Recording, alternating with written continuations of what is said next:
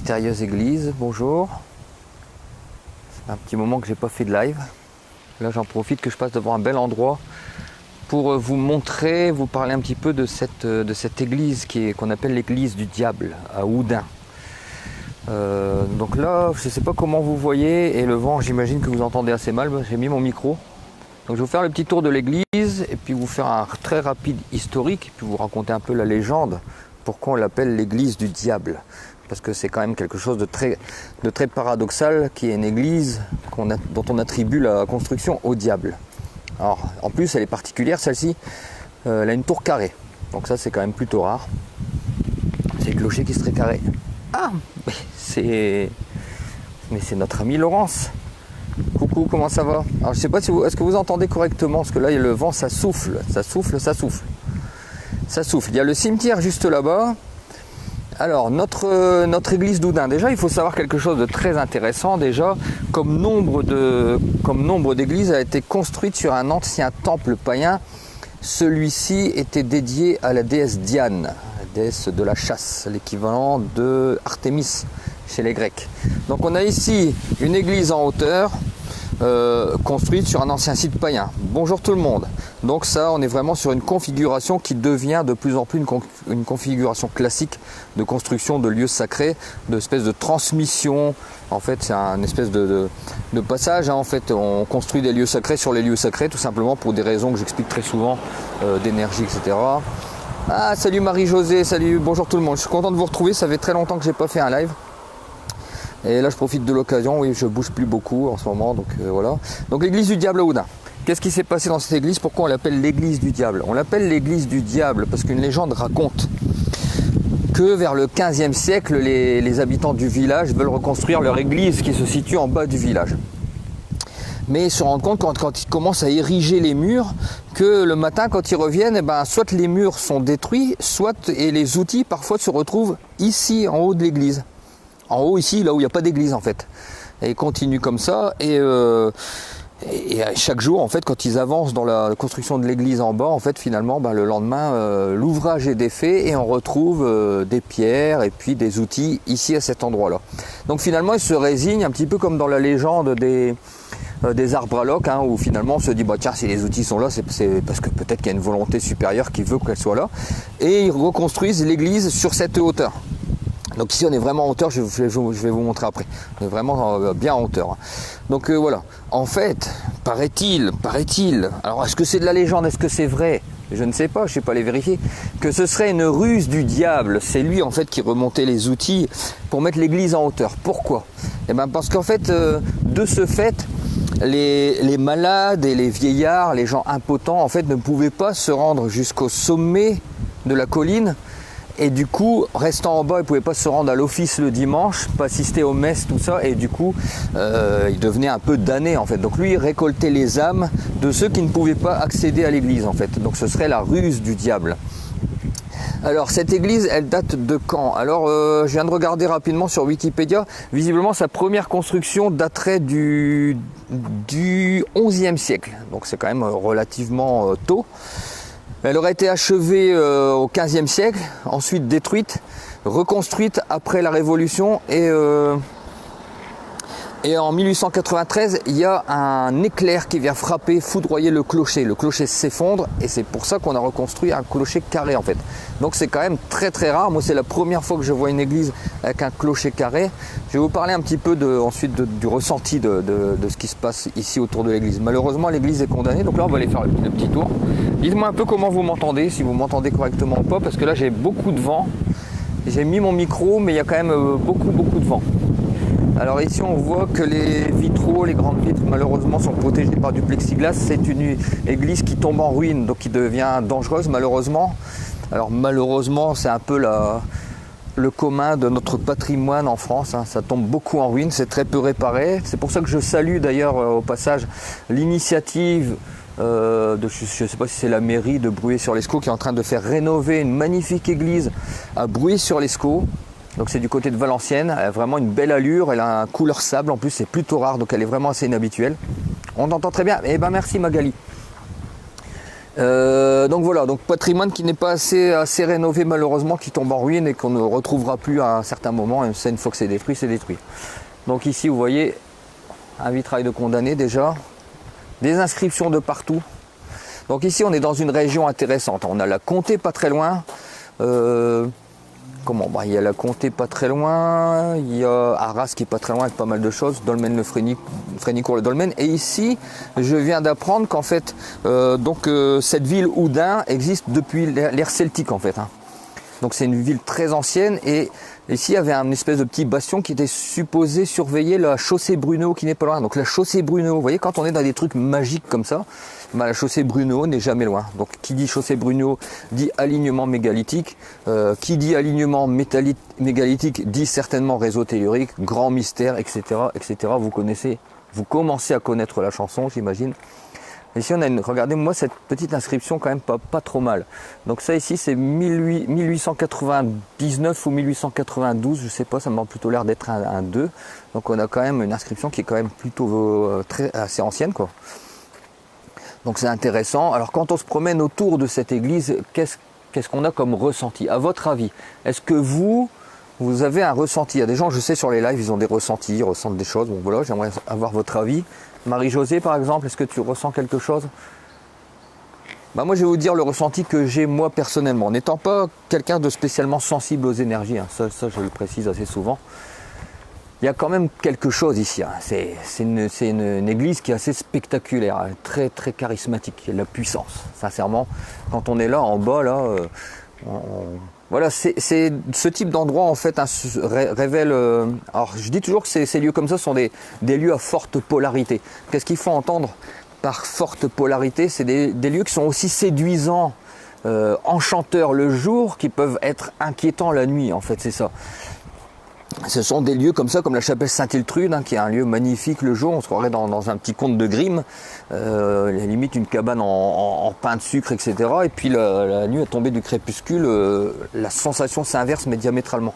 Donc là, ici, on est un peu sur ce type de monument. Alors, est-ce que c'est lié au côté électrique magnétique du jour et de la nuit qui fait que l'amplitude énergétique change diamétralement sur certains lieux en fonction du jour et de la nuit? Je ne sais pas, mais je sais qu'il y a des lieux comme ça, c'est pas le cas de tous, où vraiment la nuit c'est très différent, on a presque des sensations d'angoisse. Les vieilles églises, vous avez toutes les vieilles églises 11-12e siècle, sont parfois oppressantes. Alors parfois j'ai dit ça, des gens qui n'apprécient pas que je dise ça des églises, mais je suis désolé. Vous rentrez dans certaines églises où il y a peu de vitraux, il fait très sombre, et là on a quand même une sensation assez étrange pour une église. Alors peut-être, après c'est le ressenti de chacun évidemment. Alors regardez, je vous montre ici un petit peu. Regardez, là ils sont en train de mesurer l'écartement, vous voyez la pierre qui s'écarte, donc c'est vraiment un monument qui est vraiment en train de tomber en ruine, c'est malheureux. Regardez, j'aurais tellement aimé pouvoir y rentrer. Alors évidemment quand c'est comme ça, à chaque fois que je passe autour, je vois des portes, je pousse pour voir un peu si je peux rentrer quand même. Mais non, là c'est bel et bien condamné. Regardez, beau vitrail, pardon. Alors oui, alors pour la petite info, je suis allé à Valenciennes l'autre jour, devant l'église blanche qui a été rénovée, là, qui est encore en cours de rénovation, près de où? Près du centre commercial cœur de ville. J'ai remarqué une magnifique suite de Fibonacci dans la structure. Magnifique. Je ne sais pas si ça peut être un hasard parce qu'on a la suite 1, 3, 5, 8, 13. Donc ça fait quand même beaucoup. Alors peut-être que c'est un hasard, il faudra vraiment que j'étudie plus profondément le sujet, mais en général c'est vrai que sur les églises, les cathédrales, on va regarder la géométrie sacrée, on va s'intéresser aux proportions, et on ne regarde jamais la suite de Fibonacci. La suite de Fibonacci, c'est la traduction numérique du nombre d'or, c'est-à-dire que là on n'est plus sur des proportions. Le nombre d'or en géométrie sacrée c'est une proportion, la suite de Fibonacci c'est pas une proportion, c'est une suite numérique. Et c'est vrai que souvent on regarde pas ça sur les églises ou les lieux un peu sacrés, on va dire. Et là j'ai remarqué, alors peut-être que c'est un hasard, mais une suite 1, 3, 5, 8, 13 ça fait beaucoup quand même pour un hasard. Bon voilà, c'était la petite info en passant. Donc maintenant, vous voyez, je vais prêter attention, plus attention maintenant sur les lieux sacrés à cette fameuse suite de Fibonacci, parce que on regarde les dimensions sacrées, la proportion sacrée, le nombre d'or dans la géométrie, mais on regarde rarement la suite de Fibonacci. Donc ça, c'est un truc qui peut être intéressant à regarder. Voilà, ici on a notre belle tour, regardez, c'est pas une belle église, avec le ciel comme ça, regardez-moi ça. Le ciel comme ça qui s'embrume un peu, qui devient un petit peu sombre, c'est tout à fait magnifique. Alors ici on est bien en hauteur, hein, comme je vous disais, regardez. Donc ici ce serait les prémices de ce que fut Odin, donc ce serait sur cette hauteur qui permettait de dominer je vais dire la vallée, hein, je ne suis pas sûr que c'est une vallée, mais et puis là ça permettait de surveiller la chaussée Brunehaut. Alors chaussée Brunehaut, elle ne doit pas être très très loin, elle doit être en vue forcément, donc s'il y a chaussée Brunehaut, il y a Menhir. Hein. Il y a Menhir dans le coin. Donc on sait qu'il y a les demoiselles d'Ac, les jumelles d'Ac qui sont pas si loin que ça. Il y a Frénicourt-le-Dolmen, le menhir de Frénicourt-le-Dolmen. Donc là on est sur une chaussée Brunehaut à proximité. Voilà, donc ça c'est un peu notre patrimoine singulier, étrange. La chaussée Brunehaut, c'est cette fameuse chaussée qui part de Bavay. Bavay qui est dont l'origine... L'étymologie vient de Bavo qui est un Troyen, donc on a déjà une histoire un peu étrange du côté de Bavay avec des origines plutôt orientales, on va dire, voilà, du côté de Troyes. Et cette fameuse chaussée Brunehaut de Bavay se divise en des angles assez précis, part sur 7 chaussées, donc 7 chiffres magiques, ça on le sait.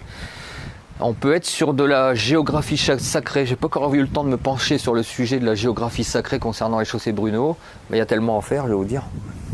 Ici on a cette plaque qui date de... là on est en 1700 et quelques pour cette plaque. Et ici regardez comme c'est vieux. Là on est sur de l'ancien. Là regardez, il y a même des écritures gothiques. Je vais essayer de vous faire un petit zoom. Vous voyez, donc là on est vraiment sur une plaque qui est très ancienne. Donc je rappelle quand même qu'à l'origine elle a commencé à être construite en 1100 et quelques, donc 12e siècle. Elle a été achevée au 15e siècle, donc c'est quand même 1400, ça fait quand même un petit paquet d'années. Donc on est vraiment sur du vieux monument. Ici, comme dans beaucoup de cimetières de la région, ce qui n'est pas le cas par chez nous du côté du Valenciennois, ça dépend des régions en fait. Hein. Donc les structures des églises changent en fonction des régions, c'est pas toujours les mêmes. On a du côté de la Thiérache des églises avec des églises fortifiées avec des tours sur le côté. Donc ça, nous, on n'en a pas chez nous.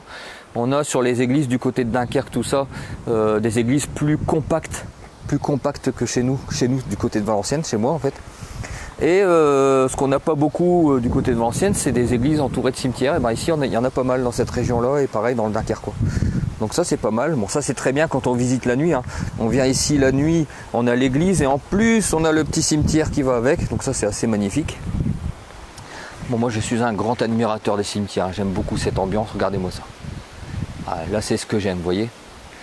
Quand il y a un petit peu de gothique, ça me plaît beaucoup. Alors les tombes modernes malheureusement n'ont pas tellement de charme, je trouve. Bon, c'est le moderne. Oh, je vous montre un petit peu quand même. Donc on a la comté qui est pas très loin. La comté qui peut-être a inspiré Tolkien, hein, parce qu'il est venu pas très loin d'ici quand même Tolkien, hein, pendant la guerre. Donc voilà. Et je vais vous amener dans l'endroit qui est le plus, comment on va dire, le plus expressif en énergie. Alors ici on est sur un lieu d'énergie, hein, forcément. Pourquoi forcément? Parce que déjà on est sur un lieu sacré, mais on sait que ça a été reconstruit sur un temple païen. Il y a un temple de Diane à l'origine avant cette construction. Donc voilà, pourquoi reconstruire identiquement au même endroit sur un temple de Diane? Voilà, parce que évidemment on essaie de profiter des bonnes énergies du lieu.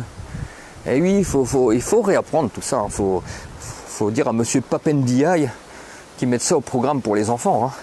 Faut réapprendre le patrimoine, il faut se réapproprier ce qu'est un lieu sacré. Un lieu sacré avant toute chose, un lieu de guérison, dans le sens ésotérique du terme, on va parler d'harmonisation, de rééquilibrage. On est sur des énergies. Donc là ici, il n'y a aucun doute, hein. Ancien temple païen, aucun doute possible, on est sur un lieu d'énergie. Je n'ai pas pris, je n'ai encore jamais mesuré, je n'ai pas venu cycler les baguettes, tout ça, mais c'est quasiment sûr. On va dire il y a assez peu de doute là-dessus. On va aller ici devant ce lieu-là. Ici, c'est vraiment là qu'on s'était posé l'autre jour quand on avait fait une randonnée ésotérique. On s'était posé là et c'est vrai que là, on n'avait plus envie de partir. Alors, si on suit un peu le principe des anciennes constructions, il est possible que là on soit sur un réseau, voilà, en plein milieu, donc c'est peut-être ça aussi. Mais on sent quelque chose, moi ce que je ressens quand je vais dans des lieux comme ici, donc particulièrement celui-ci, hein, mais toutes les vieilles églises, c'est vraiment une espèce de bien-être, quelque chose de puissant, de serein et paradoxalement de peut-être écrasant, quelque chose qui est quand même puissant. Voilà. Ouais, on va dire on est sur des énergies puissantes. Et là ici, vous voyez, ici on resterait bien. L'autre jour on n'arrivait plus à partir, on était là, on était bien. Regardez-moi cette croix. Vous voyez, il y a vraiment tout un paysage, il y a toute une structure qui, pour moi, qui me rappelle toujours un petit peu le gothique, même si c'est pas vraiment gothique, hein, mais toujours cette atmosphère un peu étrange, une atmosphère un peu fascinante, parce qu'elle semble, elle semble osciller entre des bonnes choses et des choses moins bonnes. Pas mauvaises, pas dans le sens de mauvaises, mais inconnues.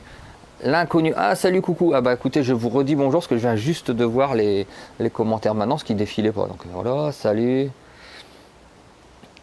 Oui, je vais refaire des sorties, mais là je retravaille beaucoup à l'usine, donc c'est un peu... Ah, l'intérieur a été rénové, alors ça c'est une bonne information. Malheureusement, je crains que ce soit plus accessible du tout, parce que vu les fissures qu'il y a dans le mur, je sais pas, faudra voir, mais ce sera avec un plaisir que j'irai dans cette église, parce que voilà, il se dégage des énergies. Donc j'ai expliqué un petit peu le paradoxe de ces lieux-là qui sont à la fois pleins de puissance, positive et en même temps pas négative. C'est lié au fait que ce soit quelque chose d'assez inconnu. Voilà, l'étrange, le mystère, la spiritualité, tout ça, c'est quand même lié à un domaine inconnu. On peut appréhender ce monde-là, mais personne n'en est encore jamais vraiment revenu. Donc voilà. Et l'inconnu, justement, c'est ce qui donne un peu ce côté fascination. La fascination naissant d'un espèce de paradoxe, c'est-à-dire d'une espèce d'attirance et de peur à la fois. Alors ici, c'est pas un lieu qui fait peur. Il fait pas peur le jour, à mon avis. Par contre, en pleine nuit, il doit être quand même assez puissant. Il doit vraiment se dégager quelque chose de fort. Mais voilà. Et ça, c'est des endroits où on a envie de rester. Alors, on est un peu sur les mêmes, je dirais, les mêmes fréquences que quand on va dans un cimetière où on perd la chaise, vous voyez. C'est du sacré, il y a le sacré. Ah, salut, Bubu est là. Oh là là, Bubu. Du serein écrasant, c'est courant. Oui, et là, c'est ça, du serein écrasant, c'est ça. Moi, c'est la puissance magnétique de ces lieux, c'est ça. En même temps, ça apaise et en même temps, ça nous contraint à quelque chose, à penser, à réfléchir, à se remettre en question. Mais il y a une force qui est là, en fait. Ce sont des lieux qui abritent une force qui nous demeure inconnue. Alors, on essaie de l'appréhender aujourd'hui avec tout ce qui est réseau tellurique, tout ça. Mais le sacré, ce ne sont pas que des réseaux telluriques, c'est la conjonction de beaucoup d'autres choses, notamment d'une concordance entre nous et le lieu qu'on visite. Il s'établit un contact profond. Regardez ici. Ouais, même quelqu'un qui a pris la peine de mettre une... regardez, vous voyez, regardez-moi cette pierre. Regardez-moi si elle n'est pas parlante. Elle raconte une histoire, hein. C'est ça aussi, hein, les vieilles pierres, c'est que ça raconte une histoire. Ça raconte une histoire que nous n'avons pas connue, mais que notre génétique, nos ancêtres ont connue et qui est portée dans notre génétique. C'est peut-être pour ça aussi que parfois on a une attirance, c'est beaucoup mon cas en tout cas, une attirance pour tous les lieux très anciens.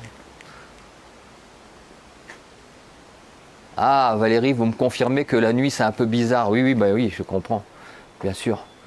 Oui, mais c'est pas étonnant, ces lieux-là prennent une dimension très différente la nuit. Regardez, ici, on est en 1909, 33e infanterie.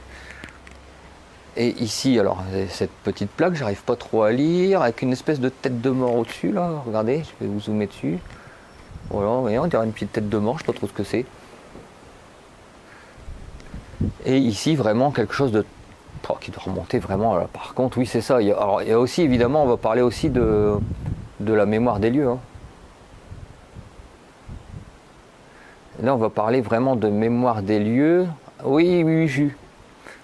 Je sais que je ne suis pas très loin des pierres jumelles, ni du dolmen de Frénicourt. Donc, on est sur une chaussée Brunehaut à proximité. La chaussée Brunehaut semble sublimer en fait. Quand on a une chaussée Brunehaut dans le coin, à chaque fois qu'il y a des vieilles pierres du côté d'une chaussée Brunehaut, des églises ou quoi, elles sont bizarres. Il y a quelque chose qui se dégage. Alors une chaussée Brunehaut étant possiblement un grand réseau tellurique, peut-être ce qu'on appelle une ley line, c'est possible. ça n'est pas étonnant que ça rayonne en fait à des kilomètres et que ça imprime les pierres qui sont dans le secteur. Je sais pas trop. Évidemment, sur tout ce qui est ces conceptions-là, évidemment, on n'a pas de certitude, on n'affirme rien, mais on sait aujourd'hui quand même que les anciens n'ont pas construit les églises sur n'importe quel lieu, très souvent sur des lieux païens, qu'il y a toujours systématiquement de l'eau à proximité et souvent en dessous, donc c'est pareil, c'est pas pour rien. Ça, c'est des constantes qu'on va trouver dans les lieux sacrés en général. Donc il y a quand même une raison là-dedans. Qu'est-ce que l'eau procure, qu'est-ce que ça apporte couplé au réseau tellurique, et ben voilà, ça décuple des énergies. Bon, ceux qui connaissent un peu la géobiologie sont au courant. Pour les autres, bon, c'est des choses sur lesquelles il faut revenir, il faut redécouvrir tout ça, parce que c'est quand même merveilleux. On va repartir par là. Alors, qu'est-ce qui est merveilleux là-dedans? Qu'est-ce qu'il y a de merveilleux dans ce patrimoine? Ce qu'il y a de merveilleux, c'est que vous voyez, moi j'ai longtemps, grincé des dents contre ce monde moderne, je me disais, mais il n'y a pas de magie dans ce monde, c'est pas possible, c'est dramatique. Eh bien, grâce à ces lieux-là, j'ai redécouvert qu'il y avait de la magie. Et pas de la magie d'enfant, pas de la magie de Disney. On est sur de la magie vraiment dans les vieux livres d'ésotérisme. C'est des gens qui ont étudié ces sujets-là. Et donc, on est vraiment dans la magie qu'on pourrait dire pas opérative, pas vraiment dans le sens de magie opérative, mais le vrai ésotérisme qu'on va trouver dans des grimoires. Ça, on s'en rapproche en fait. Donc ça, c'est ça que procurent ces lieux. Ça vous donne de l'évasion et ça vous fait rêver. Rêver, ça alimente votre imaginaire. L'imaginaire, c'est cette chose merveilleuse. C'est comme l'univers entier, quelque chose d'infini qui est en nous et qui nous permet de transformer à notre gré notre réalité, de l'accommoder. Pour nous, adultes, c'est beaucoup plus complexe, enfin du moins c'est moins évident. Par contre, les enfants, c'est flagrant. Alors, regardez, écoutez ça. Ça a sonné une fois. Donc là, ici, vous voyez, on est proche de la route. Par contre, ici, il y a une forte impression de... je ne vais pas dire d'oppression, mais regardez un peu la tête que ça a. Je ne sais pas si pour vous, ça change quelque chose entre cette partie-là et celle-ci. Mais pour moi, qui suis sur les lieux, je peux vous dire que, voilà, il ferait noir. Ce serait peut-être ici l'endroit le plus effrayant. Donc ici on est sur des pavés, à mon avis ça doit être assez relativement moderne je pense, cette reconstruction. De toute façon elle daterait de... Non, le clocher de 1893 a été détruite après la Révolution, visiblement reconstruite après. Alors, je regarde les commentaires, ce qui défile pas. La nuit le sentiment est bizarre, elle se situe près des... Ouais, ok. Il y a du monde, ah oui, je suis pas étonné. Je suis pas étonné parce que même moi qui suis très très peu sensible à ça, je sens... Il y a quelque chose, voilà, il y a quelque chose. Voilà des grands endroits que je vous invite cordialement à visiter, même si vous êtes un peu loin, parce que parfois les gens disent ouais, mais c'est 1 heure de route. Oui, mais c'est 1 heure de route, mais ça vaut la peine. C'est pas un endroit dans lequel vous allez vous rendre tous les dimanches. Vous le faites une fois dans votre vie, une fois ou deux, mais c'est très bien. C'est dans un endroit qu'il faut voir, parce que de toute façon, ça c'est une église qui va tomber en ruine. Peut-être même qu'elle sera détruite par la suite. Nous n'attendons certainement pas qu'elle tombe en ruine. Donc un patrimoine qui est en suspens, on va dire. Et rappelons-nous le cas récent de la maison hantée de Wamil. Wamil a été détruite, je l'avais dit aux gens qui venaient à mes circuits. J'avais dit, profitez-en parce que c'est une question de moi. C'était une question de moi, c'était évident qu'ils allaient la détruire. Là maintenant elle est par terre, cette fameuse maison. C'était un emblème de la région en matière de paranormal, la maison de Wamil. Donc la maison de M, elle n'est plus, elle a été rasée, et la maison de Wamil n'est plus non plus. Vous voyez, c'est du patrimoine intéressant quand même, qui part en fumée. Bon, Wamil, il nous restera des photos et des vidéos, mais c'est tout. Après, suspense sur ce qu'ils vont reconstruire derrière. Ils vont reconstruire des appartements, très probablement. Est-ce qu'il se passera des choses chez les gens? Est-ce qu'il ne se passera rien? Est-ce que cette maison était vraiment hantée? Est-ce qu'elle ne l'était pas? A priori, pour moi je dirais oui, personnellement, concernant Wamil, de ce qu'on m'a dit, de ce que je sais, pour moi, Wamil, c'était vraiment une maison qui était vraiment... il y avait quelque chose. Ça, je retrouve le bonheur d'être dans ce type de lieu. C'est magnifique.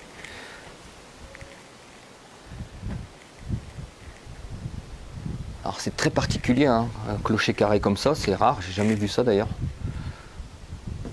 Ouais, un lieu à refaire la nuit. En fait, il faudrait que je fasse des circuits de nuit aussi, parce que évidemment, on a deux lectures de ces merveilleux lieux, de ces lieux de spiritualité ou d'histoire. C'est bien sûr le jour, évidemment, avec les voitures qui passent, tout ça, et puis la nuit, à la faveur du crépuscule, quand les ombres s'allongent. Ces endroits-là nous disent des choses, nous murmurent des choses. Là, on rentre un petit peu dans le fantastique, dans sa partie la plus palpable, on va dire. C'est certainement ce qui a alimenté d'ailleurs les esprits comme Hoffman, comme Edgar Poe, tout ça. Je pense que c'est des gens qui ont dû côtoyer ce genre d'endroit et puis ils ont eu des impressions, puis ça se traduit. Si on va écrire sur des lieux comme ça la nuit, on va forcément faire une histoire un peu effrayante, un truc comme ça. Voilà. Donc là, très très grand lieu que je vous conseille de visiter. Et la région d'ailleurs est pas mal non plus, hein, donc vous pouvez également visiter la région. Eh bien, un cimetière là-bas, si vous voulez, on va faire un petit tour. Comme moi j'aime bien les cimetières. Alors voilà, là ici on voit bien la tour. Hein. Vous voyez ? Hop, la tour. Bon, on voit qu'elle a été construite en plusieurs fois, hein, parce qu'elle a une forme assez atypique quand même. Et là-bas il y a un cimetière. Alors moi les cimetières, les tombes récentes m'intéressent assez peu. Par contre quand c'est des vieilles tombes j'aime bien. On va aller voir ça.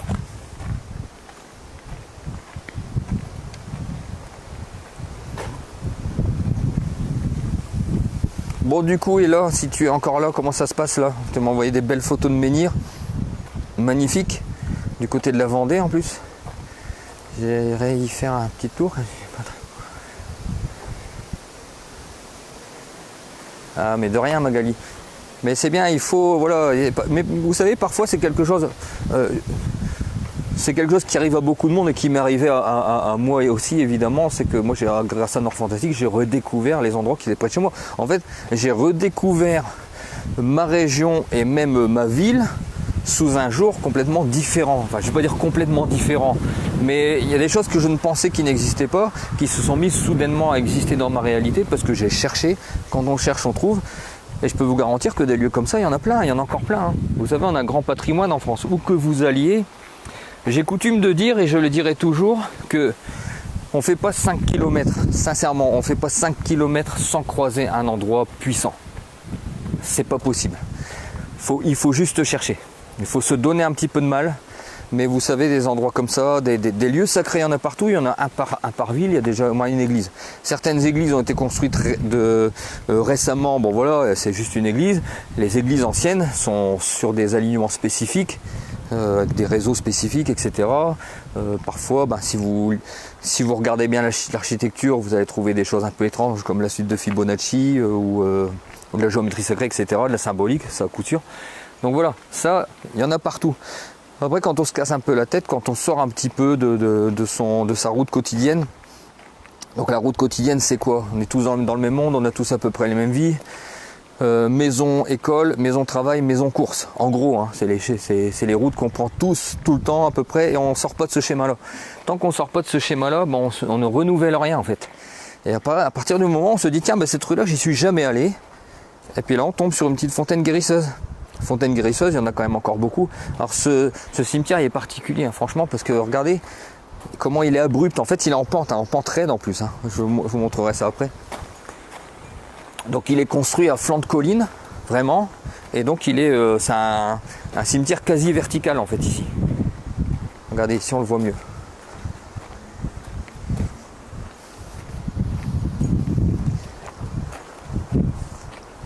Vous voyez, là ça descend, là-bas, jusqu'en bas. Donc ça fait un cimetière en pente en fait à étage. Donc là pour l'instant, il n'y a pas de choses très qui m'inspirent beaucoup. Bon, c'est pas la partie moderne. On n'est pas au Père-Lachaise malheureusement.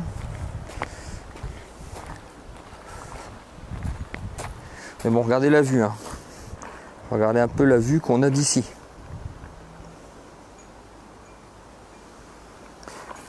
Hop. Et la tour carrée là-bas. Donc on est ici, on a une belle vue. Quelques petites statues par-ci par-là, rien de bien terrible. Il a peut-être fallu que j'aille de l'autre côté. Donc voilà, c'est ici Oudin. Donc ici Oudin, c'est une, voilà, la région est pas trop mal, hein. Point de vue patrimoine, mystérieux, elle est pas mal, sachant que je suis loin de tout connaître. Moi, je suis venu que 2 ou 3 fois dans cette région. J'ai regardé un peu sur internet, mais il y a toujours évidemment des endroits qu'on ne connaît pas, des chapelles, il y en a des centaines partout, donc il y a certainement, je ne me suis pas encore trop penché sur les sources guérisseuses de la région par ici, mais je parie qu'il y en a quand même quelques-unes, donc toutes les fontaines guérisseuses sont intéressantes. Il y en a très probablement, bon, je pense que je suis pour ce qui est de cette région-là, je pense que je dois avoir exploré 1/10 tout cassé, on va dire. Évidemment, il y a énormément partout, hein. Beaucoup plus qu'on ne le pense, hein. J'avais fait un espèce de petit livre, de livret, qui s'appelait 100 lieux mystérieux en Valenciennois. Dans Valenciennois, c'était 15 villes, voilà. Il y en avait 100, mais j'étais très loin du compte, hein. Sur le Valenciennois, il y a beaucoup plus que 100 lieux mystérieux, hein. Imaginez, Valenciennois, c'est un petit bout de rien du tout. Donc c'est pour vous dire que le patrimoine, il est... je pense que même si je m'y mets jusqu'à ma mort, j'arriverai pas à tout montrer. Bon voilà, il n'y a rien de bien fabuleux ici. Bon, pour ceux que ça intéresse, le pique-nique Nord Fantastique arrive certainement en août, avec un peu de retard parce que j'ai été beaucoup pris par le travail avec des horaires un peu incertains et puis des emplois du temps qui tombent au dernier moment, donc c'était compliqué. Donc je pense que je vais caler ça en août. Ce sera plutôt au soir, ce sera un samedi soir, je pense qu'on va faire ça. On fera ça un samedi soir, on essaiera d'avoir des nouvelles personnes sur le site. Les personnes qu'on a d'habitude et puis d'autres qui sont jamais venus, ce serait pas mal aussi, qui nous parlent un petit peu de leur expérience avec ce monde-là, ce monde de l'étrange, le monde du paranormal, entre autres, on va dire. Ah, et puis aussi, oui, là dernièrement, j'ai été contacté par une dame qui avait une hantise chez elle, quelque chose de très très très très très costaud, hein, vraiment très très costaud, avec des griffes phénoménales. Bon, elle m'a envoyé les photos, vraiment des grosses griffes sur son conjoint, et puis super Marie-Josée, bon, on se verra là, des grosses griffes sur son dos, enfin, et donc voilà, donc là c'est c'était un peu trop costaud pour moi, enfin c'était très complexe, mais la dame en question avait beaucoup de charge émotionnelle avec le passé de l'entité, en fait. Si vous voulez, il y avait un lien qui avait difficilement, qu'elle n'arrivait pas trop à rompre, on va dire. C'est très très compliqué, très très agressif. Et du coup, c'est Marie la dame fée. J'ai appelé Marie la dame fée parce que j'ai dit bon là je laisse tomber, c'est plus de mon ressort, c'est au-delà de ce que je peux faire. Marie la dame fée s'en est occupée. Moi, je peux vous garantir que les griffes énormes, mais c'était fou quoi, fou, incroyable, des griffes énormes qu'ils avaient comme ça sur le dos, sur les cuisses et tout. Il faut vraiment le voir pour se dire ah ouais quand même ça existe. Même Marie qui est habituée à ça, Marie c'est son travail, aller dans les maisons, comment rééquilibrer et tout, etc. Faire partie d'identité, c'est son travail. Même elle, quand je l'ai eu au téléphone, elle m'a dit punaise, les griffes, ah ouais, là c'était du costaud, hein. Alors vous voyez, quand je dis aux gens dans les maisons hantées, ne tardez pas si vous avez des choses qui se passent à aller appeler quelqu'un parce que ça risque d'empirer, là c'était vraiment le cas. Là c'était vraiment majeur. Bon, là c'est la première fois que j'ai pas pu régler le problème, on va dire. J'ai essayé d'aider comme je pouvais. Bon, après je m'en suis remis à Marie. Marie elle a les compétences, donc c'est voilà, elle y est allée hier et puis affaire à suivre.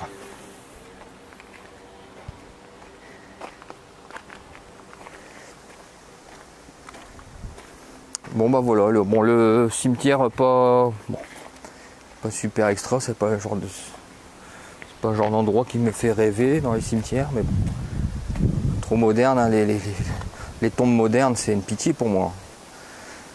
Il n'y a rien quoi. Alors je retourne à notre église, je refais le tour dans l'autre sens, je repars à la voiture et puis je rentre chez moi. Sinon j'espère que vous allez bien, hein, les jeunes.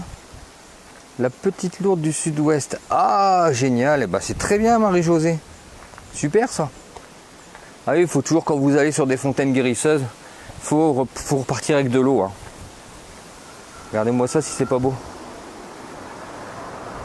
Regardez-moi ça si c'est pas beau. Je refais le tour en sens inverse. Voilà, donc pour ceux qui prennent le live en cours de route, je suis à Oudin, à côté, autour de l'église du diable. Alors tout ça c'est expliqué quand je vais quitter le live, ça va apparaître en différé et il y a le titre dessus, ce sera écrit, voilà, maintenant j'écris, alors vous ne voyez pas quand vous êtes sur le live, vous ne voyez pas que c'est écrit église du diable à Oudin, mais ceux qui arriveront après le live, quand ce sera fini, ils verront, on sera écrit tout de suite dans l'intitulé, comme ça ils sauront où c'est, ça évitera de me demander 10 fois c'est où. Allez, on refait le petit tour parce que je ne peux pas résister. Et j'ai oublié de fermer mon coffre, vous voyez l'étourdi. L'étourdi, quand on n'est pas assez trop dans la spiritualité, tout ça, bah, on fait beaucoup de mètres inutiles. Hein, à venir refermer des trucs, à oublier des trucs, etc. Bon, ça c'est moi. Eh ben super Marie-Josée, regardez, soyez attentifs à ce que Marie-Josée vient d'écrire. Marie-Josée vient d'écrire qu'elle a récupéré de l'eau, que ça l'a bien soigné, parce que les autres traitements n'avaient pas fonctionné. Mais moi j'ai eu le même avec la fontaine guérisseuse Saint-Landelin. Je vais fermer mon coffre d'abord. Où j'avais pris des traitements qui n'avaient pas marché. Alors des traitements avec une liste pas possible de ce qu'ils appellent des excipients, je sais pas trop quoi, des produits chimiques, hein, on va dire. Des produits chimiques avec des noms tout bizarres. Et finalement, ça n'avait rien fait. Je suis allé à la fontaine Saint-Landelin à Crépin. J'ai pris de l'eau. Une fois, je l'ai mise. Une seule fois. Et le lendemain, j'avais plus rien. C'est complètement fou. Faut pas trop que ça se sache. Hein, mais faut pas trop en parler parce que c'est pas bien. C'est gratuit et puis ça marche. Donc c'est un peu problématique pour tout ce qui est officine, etc. Je vais faire le tour dans l'autre sens. Il faut savoir qu'au niveau des tours, on en a un universel du sens, de la même manière qu'il y a un universel du nombre pair et impair. Bon, ça je ne vais pas l'expliquer là, j'expliquerai peut-être un jour comment ça fonctionne, mais dans le sens, en fait, quand on est dans un sens en termes d'ésotérisme, on va toujours tourner dans le sens des aiguilles d'une montre, en fait. Voilà, on ne tourne jamais dans le sens inverse. Moi, je fais le tour en sens inverse, mais c'est pas comme ça qu'on fait normalement. Si on demande une guérison à une chapelle guérisseuse qui se trouve à côté d'une fontaine guérisseuse, par exemple, on va faire le tour, mais dans le sens des aiguilles d'une montre. Quand on va rentrer dans une cathédrale, on va faire le tour, parce qu'il y a un tour énergétique, un tour ésotérique à faire. On va le rentrer par la porte de gauche, on va sortir par la porte de droite. Alors, Angélique demande si elle est hantée. A priori non, moi je ne sais pas, j'ai pas de... Comment ? Il n'y a rien qui dit que cette église soit hantée. Mais ça n'empêche que même si elle n'est pas hantée, elle est quand même assez mystérieuse. Enfin, on sent qu'il y a quelque chose de costaud dans l'air. Pas forcément une entité. Hein. Quoique, pour parler d'entité, quand on parle d'entité, il faut bien savoir que vous avez aussi, vous avez les entités, les esprits des morts, hein, on va dire les êtres humains qui sont morts, mais parfois sur ces lieux-là, vous avez ce qu'on appelle un gardien du lieu en fait. Donc c'est le cas à Saint-Iltrude, on a même pris une petite photo, qui se manifeste sous forme, alors si on arrive à le photographier, bah, ça prend la forme d'un orbe bleu, d'un bleu très particulier, qu'on va retrouver sur des photos différentes, ce sera toujours le même bleu. Donc ça c'est le gardien du lieu. Donc il ne serait pas impossible du tout qu'ici un gardien du lieu, ne serait-ce que par rapport à son passé, c'est très très vieux, c'est un ancien temple païen de Diane, temple romain de Diane, donc voilà, tout ça machin. Donc on peut avoir des entités, mais on peut avoir des entités qui sont des présences protectrices du lieu, ce qu'on appelle des gardiens, quoi. Donc ça ne va pas se manifester de la même façon qu'une église hantée, qui serait hantée par l'esprit d'un homme décédé, par exemple, d'une personne décédée. Pourquoi l'église du diable ? Bon, je l'ai expliqué au début du live, parce qu'en fait, ce serait le diable qui aurait rusé pour que les gens aient l'église en haut, en fait, dans la construction, de telle manière que les vieillards et les handicapés, les petits-enfants ne puissent pas monter pour aller à l'église, que vous voyez, on est en hauteur ici. Alors du coup, comme les gens qui n'avaient pas la force, ne pouvaient pas aller à l'église le dimanche, du coup ils étaient voués leur âme était vouée au diable. Donc c'est pour ça en fait, ce serait un petit tour de passe-passe du diable d'avoir obligé les habitants à construire l'église ici. Un petit orage là-dessus, vous voyez, là un orage, le ciel qui se couvre, des magnifiques éclairs qui zèbrent le ciel, et là je serai au paradis. Gardien, voilà, bon, comme elle a dit, voilà, gardien des bonnettes. Alors ça c'est des lieux où on va, Saint-Éloi, on avait pris. Laurent Warzignac, le géobiologue avec lequel je travaille, il avait pris le gardien du lieu, sans faire exprès d'ailleurs, c'était même pas l'idée de prendre le gardien du lieu, ils avaient juste fait des photos comme ça du beau monument. Et puis on voyait très nettement un orbe bleu, vraiment bleu, un bleu spécial, hein, parce que j'en ai revu sur d'autres photos, sur des sites qui n'avaient rien à voir, hein, c'est pas sur des gens qui se connaissent, voilà, c'était sur un site spécial. Et c'est vraiment le même bleu à chaque coup, un bleu très turquoise, bleu vert vraiment, mais très spécial. Et ça, c'est à chaque fois sur un lieu sacré, Saint-Iltrude. Il y avait Agnès qui avait pris du côté de Saint-Iltrude, pareil, un bel orbe bleu magnifique. Alors parfois c'est des reflets par rapport au soleil ou quoi, je suis bien d'accord. Mais il y a des moments, bonjour Sandy, mais il y a des fois où non, c'est vraiment des orbes. Il faut bien se dire qu'en matière de tout ce qui va être spiritualité, manifestation spirituelle, parfois exactement il y a des reflets, c'est des reflets, voilà, c'est tout. Parfois dans les maisons hantées, c'est des bruits qui ne sont pas causés par des entités, etc. Mais le fait est que ça existe quand même, qu'il y a quand même des endroits où vous avez vraiment des entités, où vous avez vraiment capté des choses bizarres, il va se passer des choses étranges, et où vous allez avoir de véritables gardiens qu'on va voir vraiment sous forme d'une orbe bleue, voilà. Ça arrive, c'est pas tous les lieux, c'est pas toujours un vrai orbe, parfois c'est un truc de lumière, il y a des gens qui travaillent là-dessus avec des appareils spécifiques pour voir vraiment si c'est un reflet ou pas, et il y a des coups, c'est vraiment ça. Voilà, je vais quitter cette belle église. Je vous laisse. Je vous souhaite à tous à tous et toutes, c'est même plus toutes, parce qu'il y a très peu d'hommes, enfin je veux pas très peu d'hommes qui suivent la page, il y en a beaucoup moins que des dames. Pas qu'il y avait un lieu à Oda. Et ma Sandy, il faut y aller. Maintenant que vous le savez, vous pourrez pas la visiter par contre, parce qu'elle est condamnée, visiblement elle est en assez mauvais état. Mais la visiter, ça aurait pu être vraiment très très très intéressant. Franchement, je pense que ça doit valoir vraiment la peine, mais les entrées sont pas, voilà, on peut pas rentrer, malheureusement. Allez, je vous souhaite une bonne fin de journée. Je vous dis à très bientôt. Mais là, pareil, passe de bonnes vacances avec tes menhirs, tout ça, là, ça a l'air chouette. Et je vous dis à très bientôt.